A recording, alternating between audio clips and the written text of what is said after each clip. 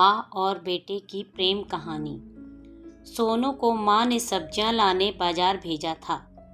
घर लौटकर उसने किचन में थैला रखा और माँ को आवाज़ देने लगा। माँ उसके छोटे भाई को कमरे में बैठाकर होमवर्क करा रही। सोनू 12 साल का था और उसका छोटा भाई बंटी 5 साल का। बड़े होने के कारण माँ उससे घर के छोटे मोटे काम करवाने लगी थी, जैसे दुकान से सामान लाना, बाजार से सब्जी लाना, बगीचे की साफ सफाई करना, अपनी साइकिल धोना, अपना कमरा साफ करना, अपने कपड़े प्रेस करना। सोनू काम तो करता, लेकिन उसके मन में हमेशा रहता कि मुझे इतना काम करना पड़ता है और इसके बदले मुझे कुछ भी नहीं मिलता। आज उसने सोच रखा था कि इस बारे में अपनी माँ से बात करेगा, लेकिन उसकी हिम्मत ही नहीं हुई। इसलिए उसने एक कागज में सब कुछ लिखकर माँ को देने का मन बनाया। कुछ देर बाद वह कागज लेकर कमरे में गया जहाँ उसकी माँ बंटी को होमवर्क करवा रही थी। उसने चुपचाप कागज माँ के सामने बढ़ा दिया और माँ के कागज लेते ही कमरे से बाहर आ गया।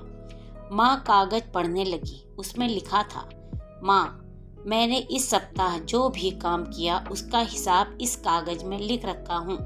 बाजार से सब्जी लाने के 50 रुपये, बगीचे की साफ सफाई के 20 रुपये, कपड़े प्रेस करने के 10 रुपये, साइकिल धोने के 5 रुपये, अलमारी सेट करने के 5 रुपये, कुल हिसाब कुल 90 रुपये।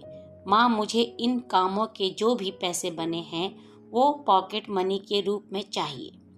आखिर कोई भी काम मुफ्त में नहीं किया जाता। आपका बेटा सोनू। माँ बेटे का मैसेज पढ़कर मुस्कुराई, फिर एक कागज पर कुछ लिखने लगी। कुछ देर बाद वो आंगन में गई जहाँ झूले पर सोनू बैठा हुआ था। माँ ने कागज उसके आगे बढ़ा दिया। सोनू ने कागज लिया और पढ़ने लगा। कागज में लिखा था, बेटा, तुमने अपना हिसाब दिया, अब मेरी बारी है, ये मेरा हिसाब। 9 महीने मैंने तुम्हें अपनी कोख में रखा, उसकी कीमत कुछ नहीं। तुम भूखे होते थे तब तुम्हें अपना दूध पिलाने की कीमत कुछ नहीं। तुम छोटे थे तब तुम्हारा ख्याल रखने की कीमत कुछ नहीं।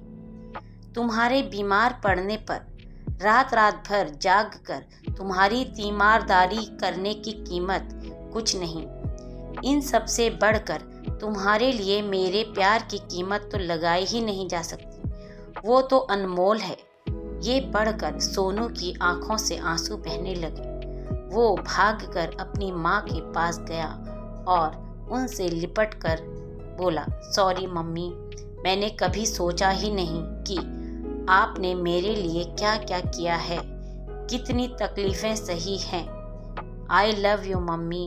उसने वो कागज़ लिया और उसमें लिखा, पेड इन फुल।